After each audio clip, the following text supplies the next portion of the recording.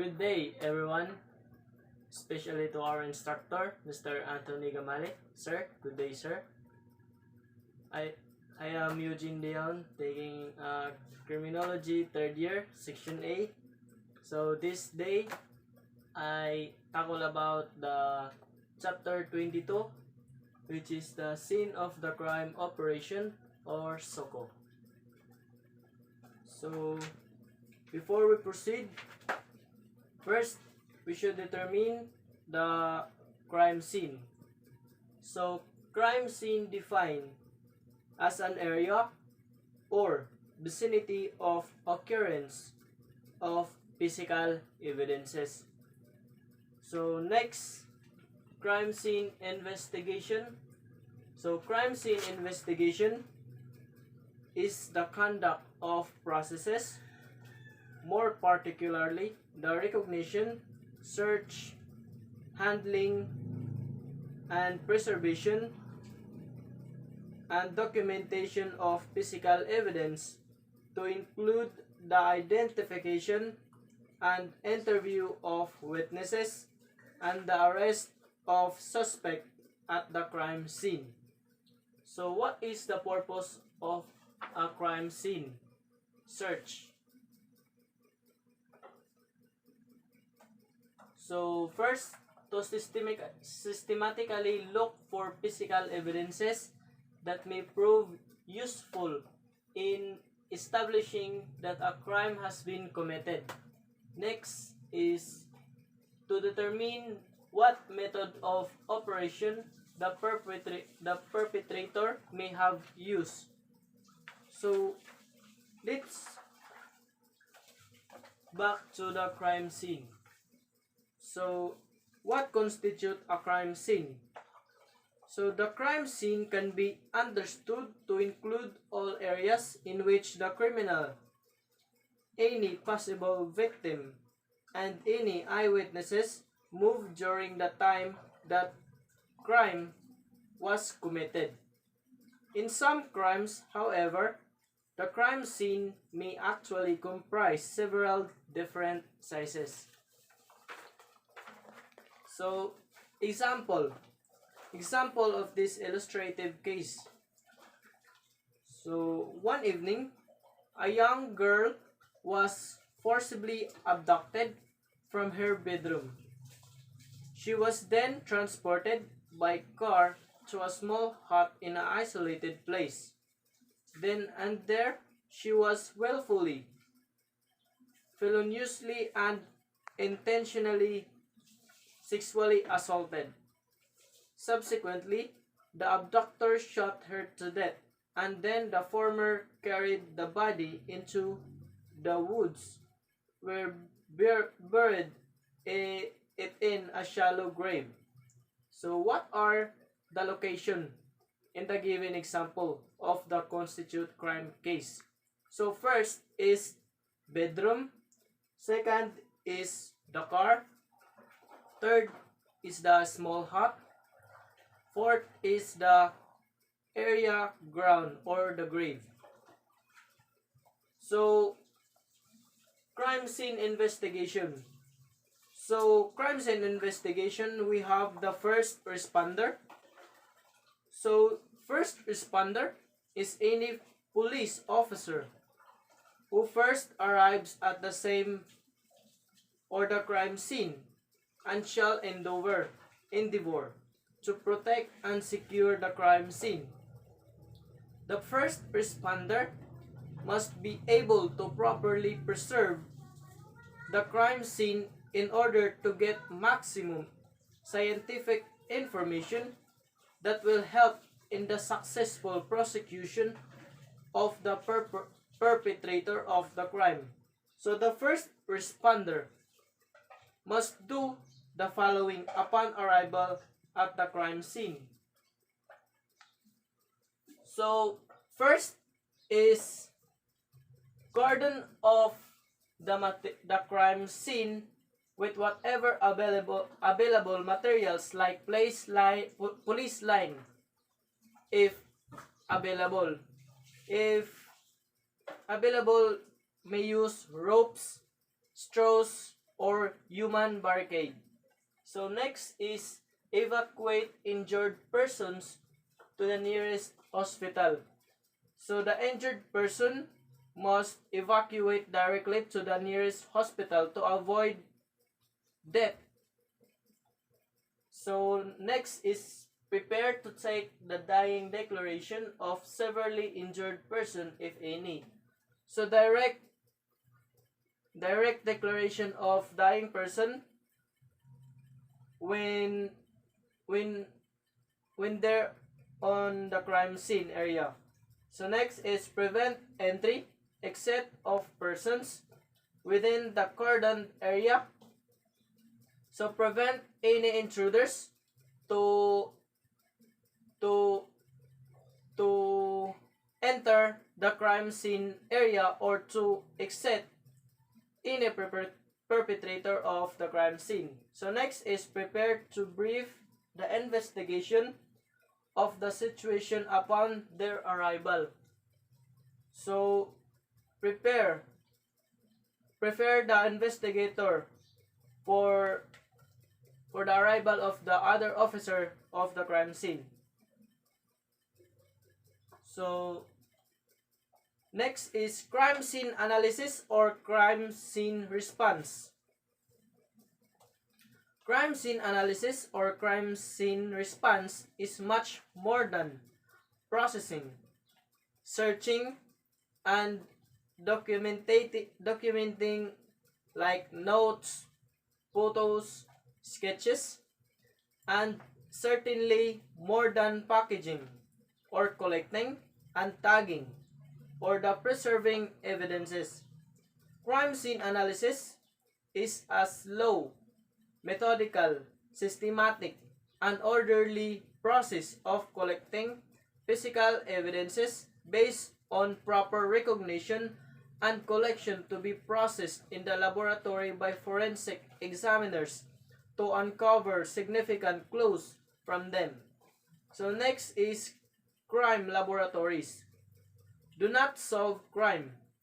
Only a true and competent investigation conducted by a professional police officers enhance chances for the successful outcome of a criminal investigation.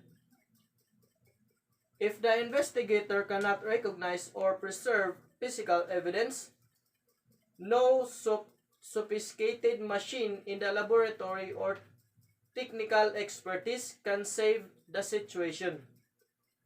So next is, it must be noted that in the crime scene, proper investigation must be made for the identification and successful prosecution of the person responsible for the commission of a crime. So let's proceed to the following list of physical evidence which will most likely yield significant result upon examination. So first result is example: blood, semen, and saliva, liquid or dried or animal and human. Next is documents like written and typed, just like paper, ink, indented writings, obliterations, and burned or charred documents. Next is drugs. Next is explosive. If any object that contains an explosive residue. Next is hairs and fibers. Next is fingerprints, latent and visible. Next is firearms and ammunition. Next is glass particles or fragrance that may have been transferred to person or object involved in a crime. Next is impressions like shoe prints, depressions in soil and other tracks, gloves and fabric impressions. and bite marks. So next is the case or the cases falling under the Soco category. First is murder. Second is homicide. Third is rape with homicide. Fourth is arson. Fifth is robbery with homicide. And the last is other heinous or the sensational cases are directed by the higher headquarters, and other cases where Soco assistant or assistance is necessary.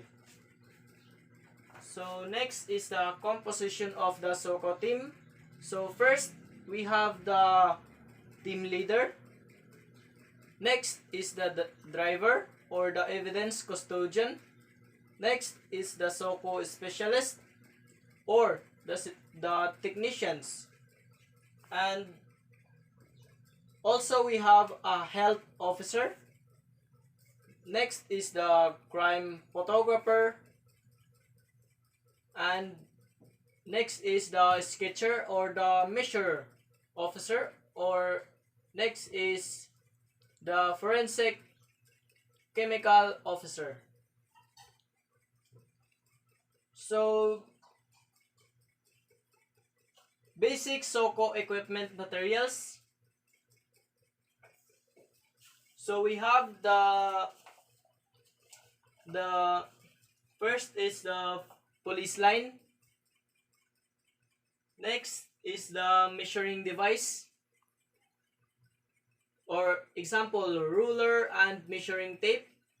Next is the recording materials, example like chalk, notebook, sketching and paper pad, pencils, pentel pens, permanent ink, markers and coupon bands.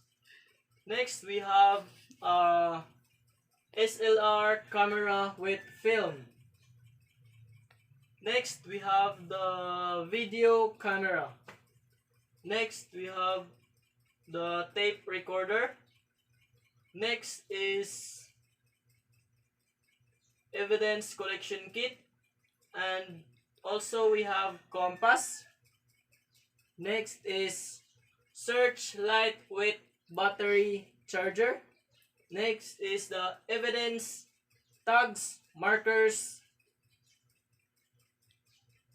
and next we have the first aid kit.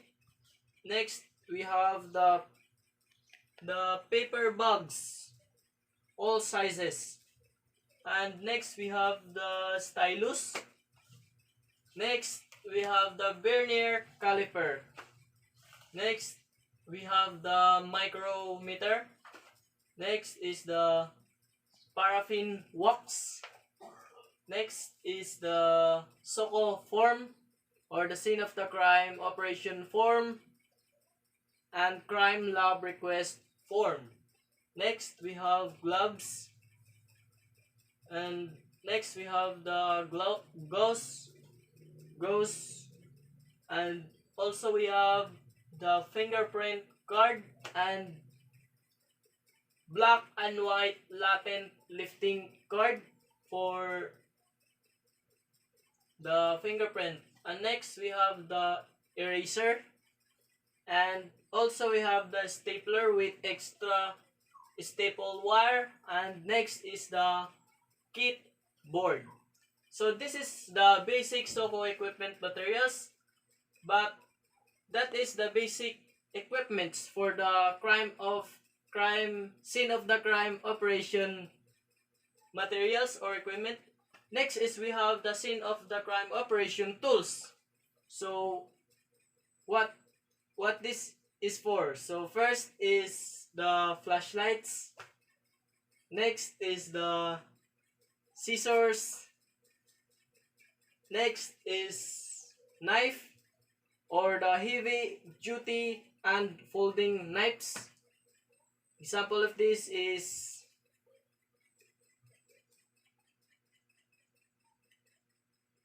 cutter, and other knives, direct to fold. And next is ruler and other measuring tape. And next we have the adjustable wrench. Next is we have the pliers. And next we have the wire cutters. Next is we have the complete screwdriver. Next is saw. And next is we have the hammer. And next is the axe or hatchet. Next is shovel. And also we have the fingerprint magnifier. And next is nylon brush. Next is magnet. Next tool is spatula. And next are box of plaster or boxes. Next is goggles. And also we have the sitting screen, funnels, scalpels, and the last is ladder.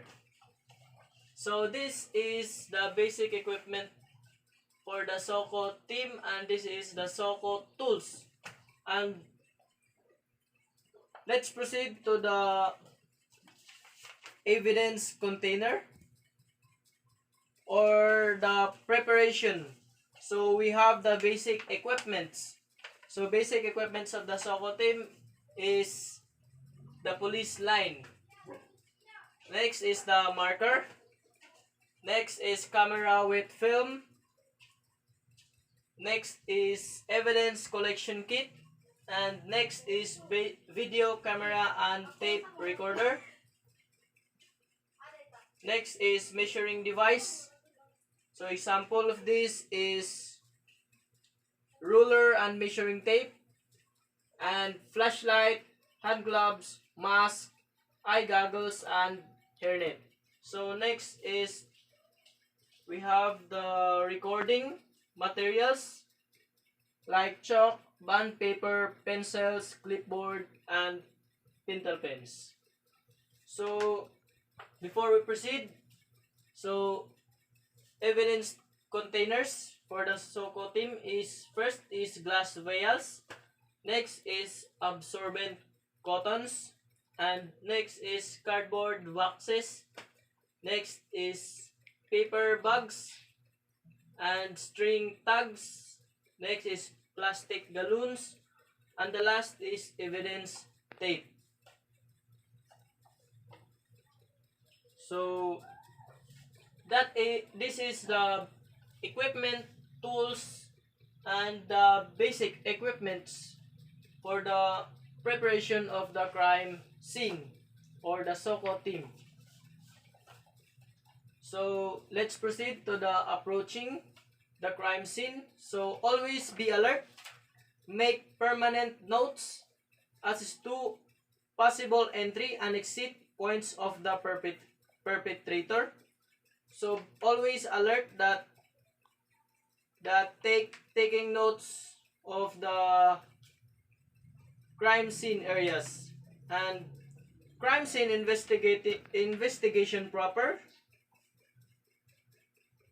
So crime scene investigation proper is the following are the procedures in the crime scene investigation proper. So first is we have the receipt of briefing and designation of command post. Next is initiation of preliminary survey. Next is preparation of narrative report, and next is documentation of the crime scene, and next is the crime scene sketches. Next is detailed search, and next is collection of physical evidence, and next is conduct of final survey, and the last is release of the crime scene. So receipt of briefing and assignation of command post. So a team leader upon arrival at the crime scene received the briefing from the first responder and shall immediately designate a command post. So what is the command post? Command post is an area which is ideally located adjacent to the crime scene where the CSI evidence custodian stays and receives the places of evidence turned over to him for safekeeping by the other evidence collectors. So next is we have the initiation of preliminary survey. So the team leader makes a general assessment of the crime scene, takes a cautious walkthrough of the crime scene, takes down extensive notes to document importance factors and establish the evidence most likely to be encountered. He then defines the extent of the search area to determine personnel and equipment needed and makes specific assignments. From his assessments, he develops a general theory of a crime scene. So we have the initiation of preliminary survey. So next step is to prepare or the preparation of narrative report. So the team leader use the systematic approach in making a narrative report. So next, we have the documentation of the crime scene. So documentation. A photographer shall begin taking photographs as soon as possible. The taking of photographs of the crime scene must be from general to specific areas. The evidence collectors shall not touch or move any evidence where it's originally located until it has been identified, photographed, sketches, measured, and recorded. So that is the documentation of the crime scene. So after the documentation, we have the crime scene sketches. So crime scene sketches, a rough sketch shall be prepared indicating the actual measurement of things with scale and proportion observed and oriented to the North Pole. All necessary information shall be placed in the sketch. So after taking crime scene sketch, we have the detailed search. So detailed search. The search for physical evidence must be done using the accepted method of search depending upon the actual location to be searched. So next is we have the collection of physical evidence. So collection of physical evidence, the competence to recognize the properly collect physical evidence is critical to both solving and prosecuting crimes. The team leader should be informed always of the significant evidence located. It must be noted that the evidence collector should put his initial location, evidence, custodian for documentation and for their safekeeping.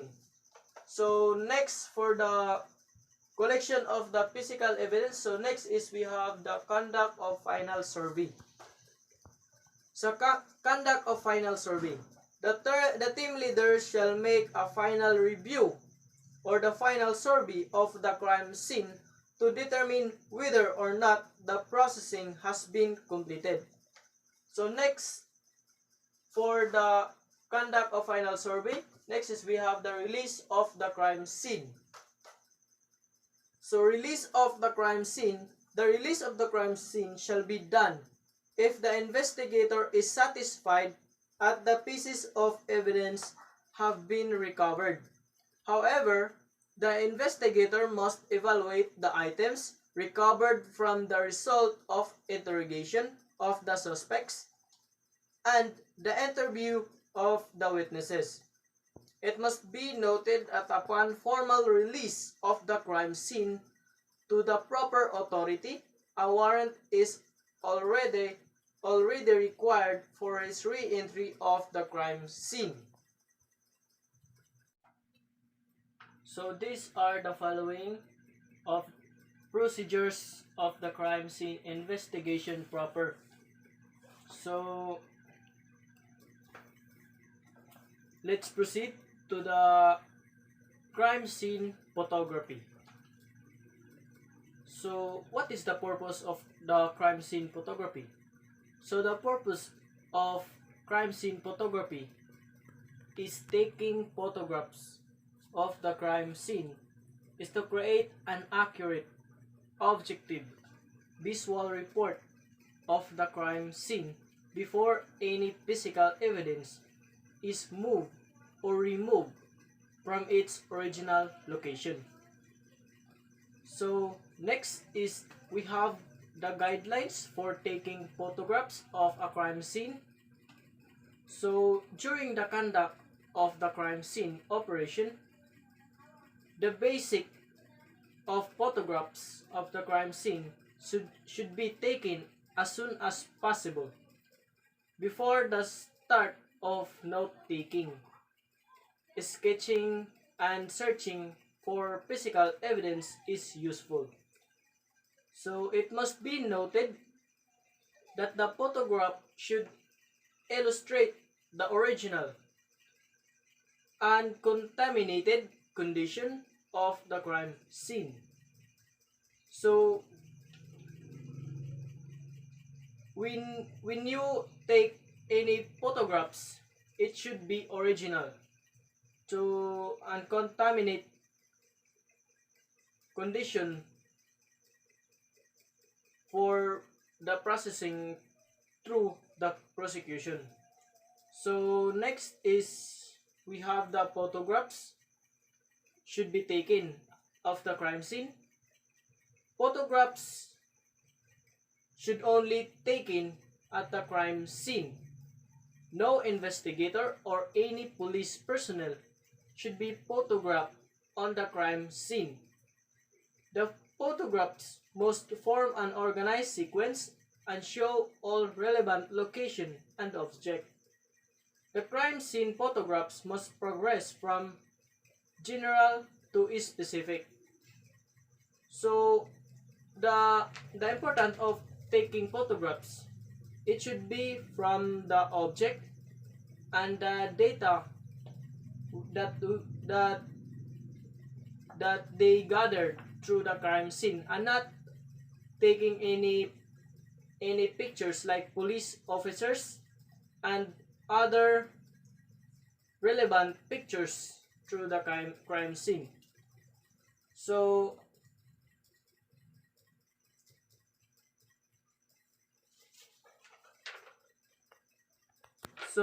next is the crime scene sketches. Sketches are useful in questioning the suspect and witnesses, as well as in writing the investigative report. So a rough sketch must be made indicating the actual measurement of things with scale and proportion object, and oriented to the North Pole, as necessary information must be placed in the sketch.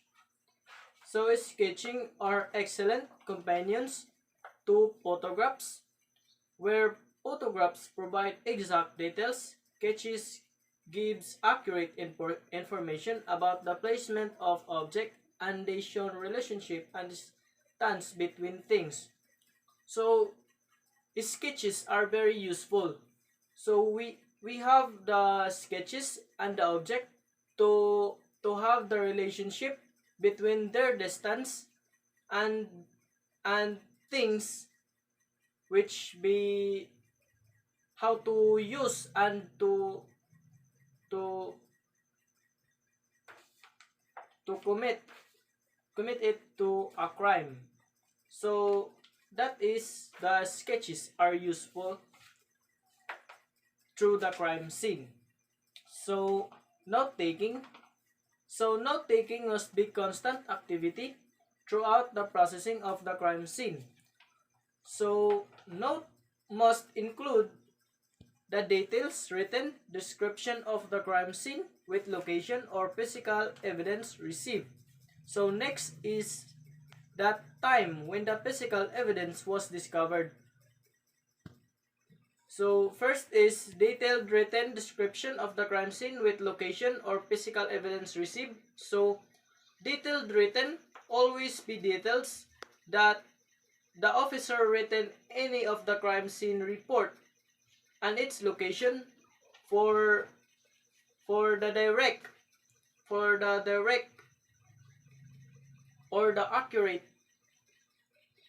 to their process for for investigation.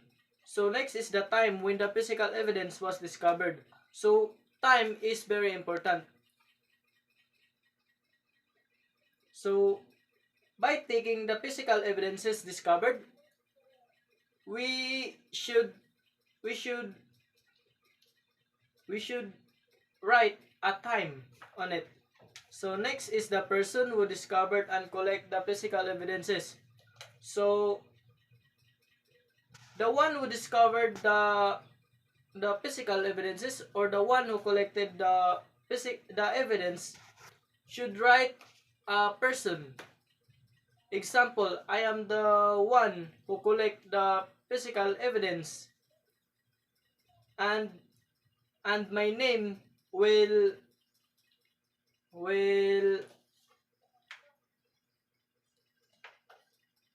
write for the one who discovered and collect the evidences. So next is how the evidence was packaged and marked. So the evidence should be marked and packaged to avoid the perpetrator to get or easy to get the evidences. So next is the disposition of the item when it was collected. And we have the documentation. Documentation is made by the crime scene investigator for purpose of future crime scene reconstruction, which will help the prosecutor and the judge understand condition at the crime scene. So documentation is very important at the crime scene for the purpose of for the purpose of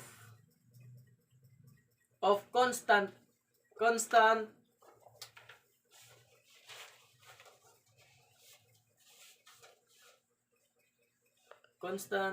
relief to the judge or the prosecutor. So next is we have the crime scene search.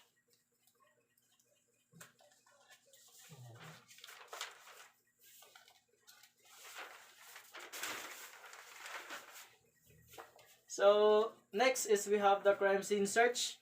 The search of physical evidence is done using the accepted method of search depending upon the actual location to be searched. So the purpose of the crime scene search could only be started after the crime scene has been photographed and sketched. So the primary duty of the Soco team leader upon arrival at the crime scene is to make proper condition with the investigator on case of the officer in charge for the purpose of coordination and to secure the approval of investigator before the Soco assumes control of the crime scene. The team may proceed with the processing after conducting the general survey and after establishing a common approach path. So as every crime scene is unique, the employment of each method of search depending upon the physical nature of the crime scene and the kind of offense involved. Each approach varies as the situation dictates. For purposes of scene of the crime operation or SOCO or crime scene processing, the following methods may be employed. So first crime scene search is quadrant or zone search method. Second is strip or line search method. And the third is spiral search method. And fourth is grid or double strip grid search method. And the last is wheel search method. So what is quadrant or zone search method? So quadrant or zone search method. In this method, the searcher is assigned to a quadrant. Then each quadrant is cut into another set of quadrant.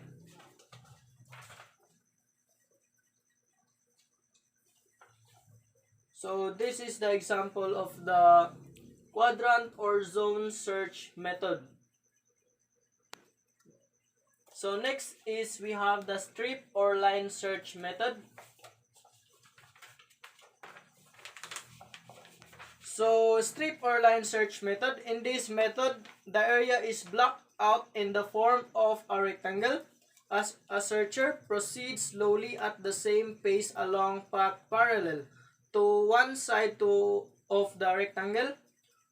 When a piece of evidence is found, the offender announces his discovery at the search must stop until the evidence has been cared for.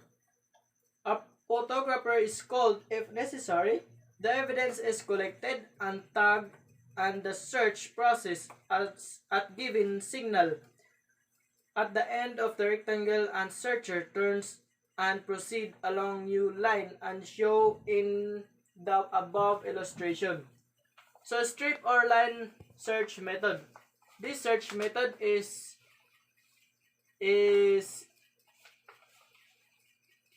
like the rice. Kanang kuan, kahumayan, no? Kanang mabantayan man nato na pag kuan, kanang magturtol na, kanang pagkuan. So makita man nato pag turtle, straight ang ilang pagkuan. Straight lang gid na sila, daw pabalik is another straight and straight na sad. So that is the strip or line search method. So next of the strip or line search method, we have the spiral search method.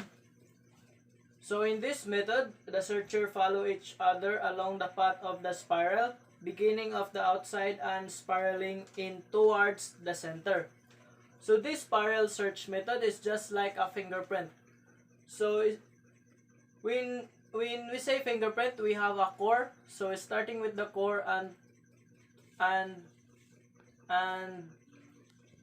go along with circle to the exit of the crime scene. So this is the example of the spiral search method. So as you can see, it's just like a fingerprint. This is a core and path forming a circle through the exit of the crime scene area. So we have the spiral search method. Next is grid or double strip search method. So grid or double strip search method. The grid or double strip method of search is a modification or a strip search method. Here's the rectangle is traverse first parallel to the base, then parallel to the side. So this is the example of the grid or double strip search method. As you can see, this is a form of rectangle and this rectangle have pieces of small rectangle. So this search method is modification through the parallel to the side. So we have the grid or double strip search method, and next is we have the last, the wheel search method. So what is wheel search method? So in this method of search, the area is considered to be approximately circular. the searcher gathered at the center and proceed outward along radii or spokes. The procedure should be repeated several times depending on the size of the circle and the number of the searcher. One shortcoming of this method is the great increase in the area to be observed as the searcher depart from the center. Another in the possibility of evidence contamination or destruction with the likelihood that the searcher will step on them as they converge at the center. So this is the example of the wheel search method. So as you can see, it's a form of circle and have the arrow. Each arrow is the police officer. So this method of search is conducted outward along radii or spokes. So there are on the center and step up to the outer of the crime scene area. So crime scene search. This crime scene search is based upon the situation. So crime scene search is based upon the location and crime scene search is based upon the situation and area where the crime scene has been committed. Example of this is through the highway. So highway. So as we can see, as the highway road, they are wide, or we used to apply the wheel search method or the grid or double strip method or the quadrant or zone search method. So depending on the situation of the crime scene, for the process of gathering evidences of the crime scene and to locate where the object and who is the perpetrator of the crime scene committed. So last is, what is the purpose of our crime scene search? So the purpose of our crime scene search is to systematically look for physical evidence that may prove useful in establishing that a crime has been committed. So systematically look for any physical evidence that may prove useful for prosecuting to the judge and may direct ban to the person who commit the crime, and this is very useful for our police officers or the scene of the crime operation or the Soco team, the crime scene search, to establish their investigation of the crime scene. So next is to determine what method of operation the perpetrator may have used. So to determine the perpetrator, what object he used and what is her purpose of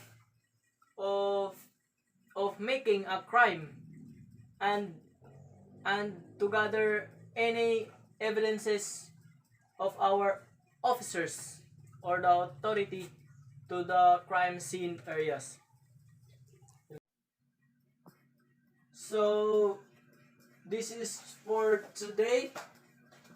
Thank you for listening, everyone, and good day, sir.